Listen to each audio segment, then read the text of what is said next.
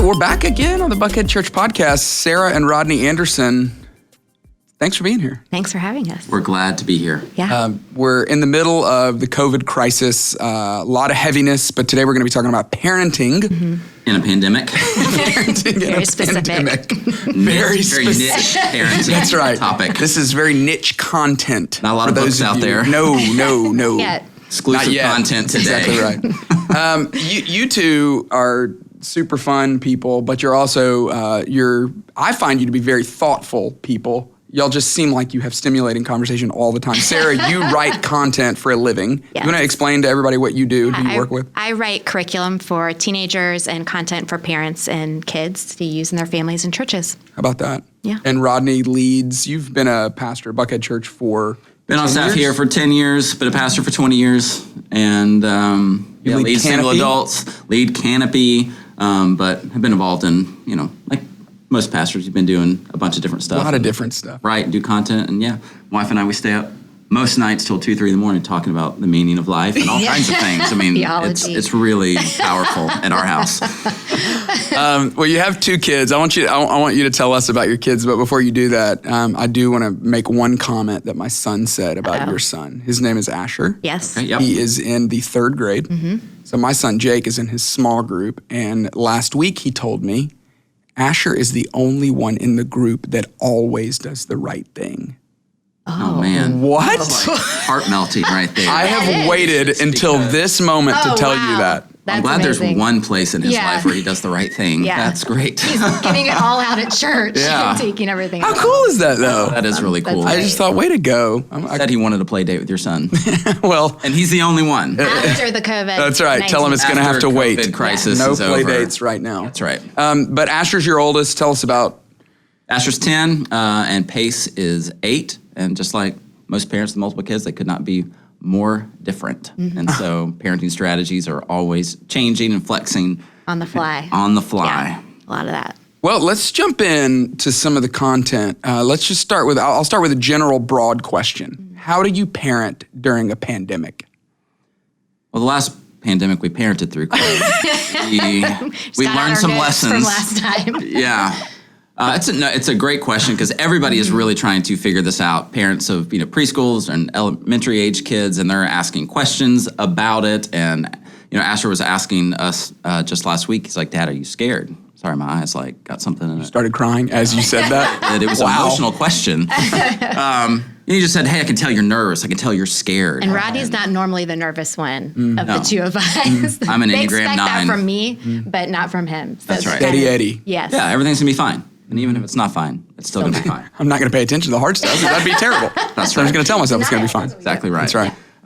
So yeah, we've been having great conversations, and I mean, Sarah, you had a great thought about trying to figure out that balance Well, between. we were just trying to figure out how to make wise decisions versus fearful decisions, and that they might end up looking the same. So the outcome of a decision made out of fear could look the same as a decision made out of wisdom. And to them, we look afraid because we're telling them to wash their hands all the time, but we're saying no, we're just being careful because we love our neighbors this way by being careful with how we're taking care of the germs on our hands and our house. And that's a way for us to be wise and not afraid, but explaining to them that because they don't know what's happening internally in our own decision-making process. I love that perspective shift that you end up with the same thing, wash a kid with washed hands, but it really does matter as we parent during these days. That's Are you motivating. coming at it from wisdom? Are you coming at it from fear? That's a great thing to think through. Yeah, I thought it was really good, and it's also this is a good opportunity, I think, right now because all of us as parents, we want to just pave the way for our kids for whatever reason, right or wrong. We don't want them to have to struggle, right? We want to remove obstacles from them. We want to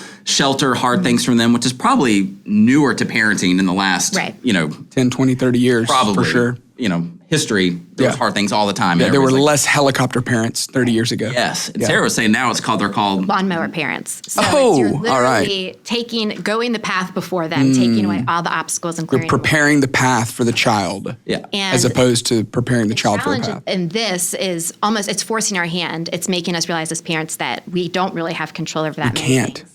That's right. That instead of this being a fearful thing where, these obstacles happen, we can teach resilience in the face of these obstacles. And so we can't take away the crisis around us or what's happening in our world, our country, but we can teach them how to live in light of it. Because we don't want to remove the hard things from our kids, really. Because we all know that's how we grow. That's right. That's how that's how we turn out to be decent people, is learning from the hard things and difficult things and the obstacles. And I think we're handicapping our kids when we try to hide them and try to remove all the obstacles. So a global pandemic kind of just hits you square in the face to go, hey, kids, suck it up. That's right. That's right. I love the line that Catherine Wolfe from Hope Heals says. She tells her kids all the time, hey, God has prepared you to do hard things in this good story that he's writing. Yeah. And that is so true, that God has made you to do some hard things. And this is one of those. So just because it's hard doesn't mean we can't do it. Yeah. And it's a beautiful story that he's writing. Yeah. But of course, it's going to be filled with some hard things. Yeah. Like pandemic. Right. Yeah. On the other hand, I think it's important to realize that because we've never gone through this before, that is anxiety producing for parents and for kids. And to realize that anxiety showing up in a child may not look the same as it shows up in an adult. And so what might look like, fatigue or restlessness or temper tantrums, like those could all be signs of anxiety in our kids, and paying attention to that. Even if they can't necessarily say the words, I'm anxious, that this is how this could play out in their reality. I love that. I've heard the two of you talk about some family values that you have, and I feel like some of them I would imagine are more pertinent now than ever. Can you talk through those? Yeah, so we've got 5 family values that we kind of talk about, we hold up, and we feel like 2 of those are pretty, they're really helpful right now in terms of how we're talking to our kids. One of the values we have is that family is a team sport. And family is a team sport. Family is a team sport. Love that. I think it is really easy sometimes to kind of pit sides, parents versus kids, and who's going to win. And every now and again, it's always going to feel that way. But as much as possible, we want to carry the value with our kids that we're all responsible for how this family operates. And the way that plays out practically is, we give our kids tons of responsibilities, tons of insight into what we do. They need to know how they fit and what part they play in the family. And so right now, with anxiety and the pandemic, and the schedules are crazy, and no one really knows exactly what one day to the next. And you've gotten an email or two from someone from school. Oh my goodness! Just one, I think. I'm gonna just one. Oh my God! Another login to a different platform that we now have assignments on. Yeah. We just have 2 kids. Well, we have 3 in school, so it's just one more. But and they all have different. Platforms that they use. Yes. But anyway, yes. You still have more that you're doing other things with, right? Yeah. Those kids are too. We have completely neglected the young ones. Yes. You are raising yourself. Good luck. Right.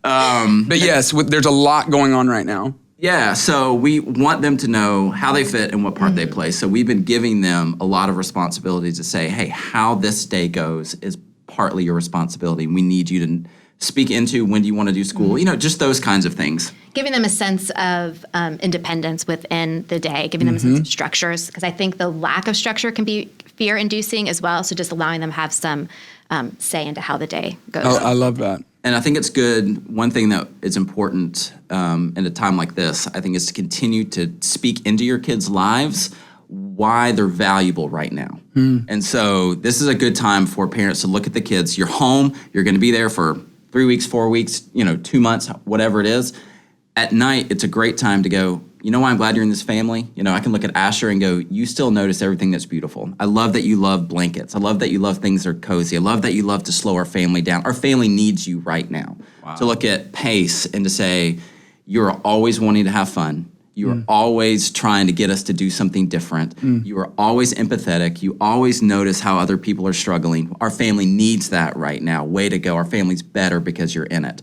And that's just a way that they can know, wow, I'm needed right now. I love that, Rodney, because I feel like my go-to disposition towards my kids right now is being agitated or irritated at them, because we're all in there together trying to work, trying to do life, a lot of shared space, and to be intentional about making a moment, creating a moment where I'm going to choose to communicate something I enjoy about them. Yes. I think that's huge, because in the season, God can use this season to strengthen our family and not just allow this to be something that we just get through. Yeah. Right. Yeah. I mean, we were talking about this in the car on the way down, that this is going to be something that kids of a certain age will remember for the rest of their lives. Wow. And so I think that there's a heaviness to that, but also a good kind of sense of responsibility of how we kind of steward the time that's been given to us. And not to say that there aren't going to be hard days where you want to hide in the bathroom, but how to take advantage of the moments, make intentional moments happen. I love that. I want this memory to be for them in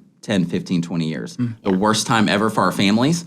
Right. I mean, right. because that 100% could happen. It might be, right. Might be. So Right. let's try to mitigate that as much as possible. I love that. And one of the things I love about all of this is it doesn't matter if you are two working parents, both of you work. It doesn't matter if you're single mom, single dad. No matter where you are, I think all of this applies to you.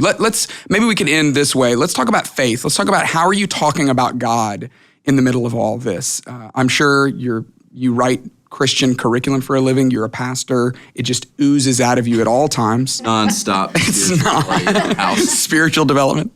But I do feel like there's probably something that we can all learn from that. So how are you handling that?